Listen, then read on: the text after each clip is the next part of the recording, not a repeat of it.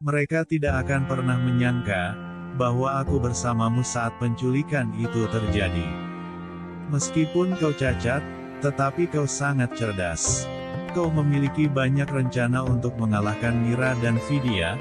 Kalau boleh tahu, apa yang mereka lakukan terhadapmu? Sontak Gaura terlihat marah dengan ucapan canda. Di dapur, Mira berkata pada Vidya, "Aku mengkhawatirkan Daram karena sedih memikirkan Gaura, tetapi aku masih kesal dengan perbuatannya di masa lalu."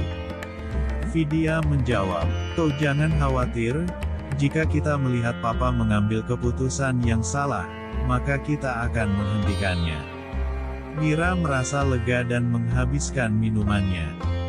Di Modi Bhavan, Sona meminta Kokila untuk menghentikan Gopi, agar tidak meninggalkan rumah. Kokila menjawab, "Ketika hubungan telah rusak, maka untuk apa lagi bersama? Keputusanku sudah final, dan tidak ada yang bisa merubahnya lagi." Terlihat Gopi dan Jagi sudah membawa koper, lalu berpamitan pada Kokila. Urvasi berkata, "Aku juga akan pergi bersama kalian berdua." Tiba-tiba suara bel berbunyi, Urmila memperkenalkan Dr. Mehta pada semua orang, dan mengatakan, Kokila harus dioperasi, karena mendapatkan serangan jantung. Kokila panik dan mengatakan, "Aku baik-baik saja sekarang dan tidak sakit."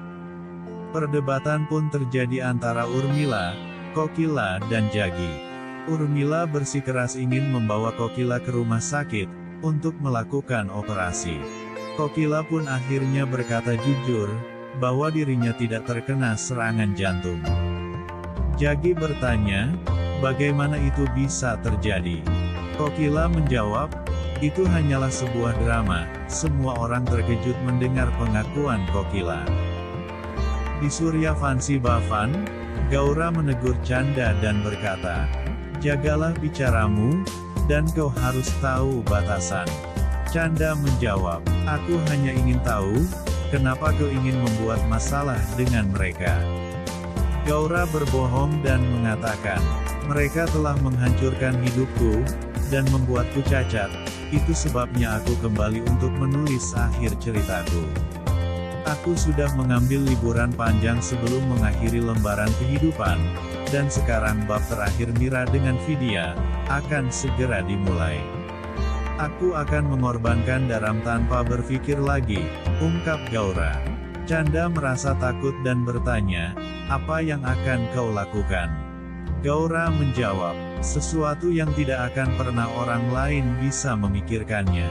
Terlihat Mira dengan Vidya masuk dan terkejut melihat mereka. Di Modi Bhavan, Urmila berhasil membongkar kebohongan Kokila, untuk membuat Gopi meninggalkan rumah.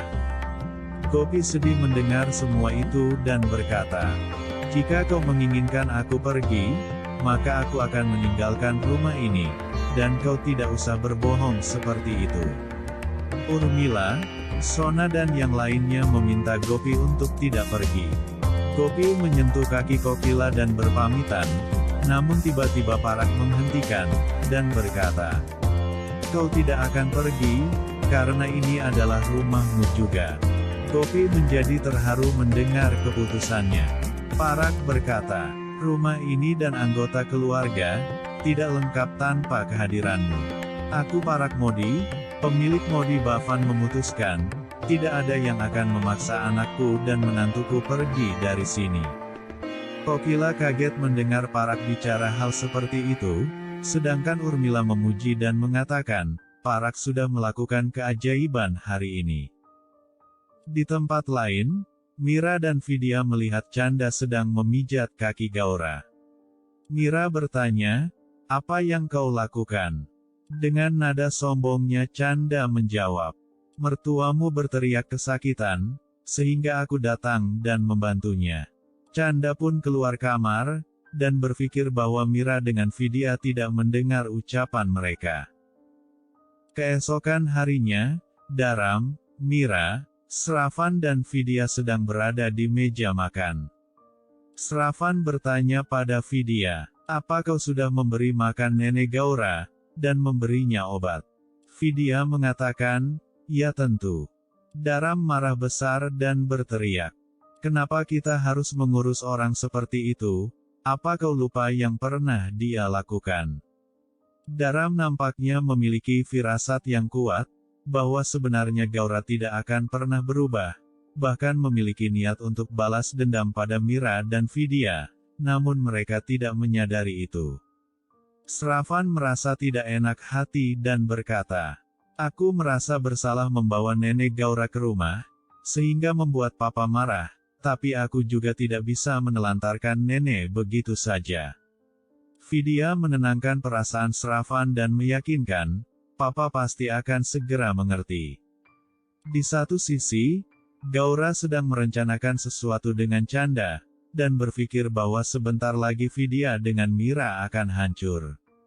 Gaura dan Canda pun bersorak untuk kemenangan mereka. Sedangkan Mira mencoba menghibur Daram, dengan membawa semangkok es krim.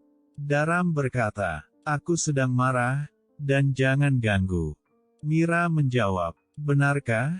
Jadi kau tidak ingin mencoba es krim yang enak ini?" Mira pun menyuapi Daram dengan paksa.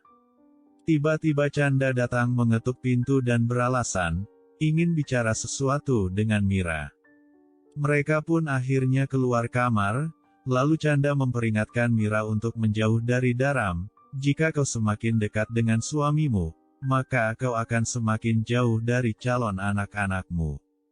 Mira memohon untuk tidak melakukan apapun pada anak-anaknya, lalu Canda berkata, "Itu semua tergantung denganmu, jika kau tidak menjauhi Daram, maka aku akan membuatmu jauh dari anakmu." Kemudian Canda pergi meninggalkan Mira. Keesokan harinya, semua orang sudah berkumpul di meja makan, kemudian Daram mendapatkan telepon dan terkejut, mengetahui bahwa pabrik mereka terbakar. Sravan dan Daram langsung pergi untuk memeriksa pabrik, sedangkan Mira dan Vidya meninggalkan meja makan. Gaura dan Canda tertawa melihat kepanikan mereka, lalu berkata, "Ini adalah awal dari pembalasan untuk keluargaku." Di Modi Bhavan, perseteruan Kokila dan Gopi semakin memanas. Kokila berteriak pada Gopi, "Sangat mudah bagimu melupakan Ahem, dan berpindah ke hati orang lain, dan mulai sekarang aku tidak akan mendukungmu lagi." Gopi merasa sedih dan meninggalkan ruangan. Jagi melihat itu, dan berpikir untuk menghiburnya. Tak lama kemudian, Jagi, Tolu Molu, Jai Viru dan yang lainnya menghibur Gopi, dengan menyanyikan lagu Rona Kabina Hirona, sambil mengelilinginya. Kokila pun melihat itu dari atas balkon. Di malam hari, Urmila datang menemui Jagi dan memberikan persembahan suci. Jagi berkata, "Aku harus menghentikan Kokila, agar tidak menyakiti Gopi terlalu banyak." Tiba-tiba lampu padam, mereka berjalan mendekati saklar dan menemukan jepitan rambut Kokila. Mereka bertanya-tanya, apa yang sebenarnya ingin dilakukan Kokila. Di meja makan, seluruh keluarga sudah berkumpul. Urmila berterima kasih pada Kokila, karena membiarkan mereka makan malam dengan cahaya lilin. Kokila kaget dan mencoba mencari alasan. Perdebatan pun terjadi lagi, hingga Kokila ingin meninggalkan meja makan, namun Gopi menghentikan dan berkata, "Selama kau belum bisa memaafkanku, maka aku akan berpuasa, dan tidak akan makan apapun." Kokila pergi ke kamar dan mengunci pintu. Kata-kata Gopi seolah menghantui pikirannya, dan tak kuasa hingga Kokila meneteskan air mata. Di Suryavanshi Bhavan, Gaura, Vidya, Mira dan Canda selesai melakukan puja. Gaura bertanya pada Mira dan Vidya, "Kenapa wajah kalian merah?" Mira beralasan, "Semua itu karena musim dingin." Gaura percaya begitu saja dan berkata, "Aku ingin memberikan hadiah kalung untuk Canda." Dia senang dan membungkukkan kepalanya. Tapi ternyata, Gaura malah menampar wajah Canda dengan keras dan berkata, "Apa kau pikir aku bodoh? Aku mendengar bahwa kau menyiksa menantuku." Mira kaget dan bertanya, "Kenapa kau melakukan ini pada Canda? Bagaimana jika bayinya terluka?" Gaura mencari simpati mereka dan berkata, "Canda tidak mungkin menyakiti bayinya, karena dia tahu, jika sesuatu terjadi pada bayi itu, maka dia harus kembali ke rumah gubuknya."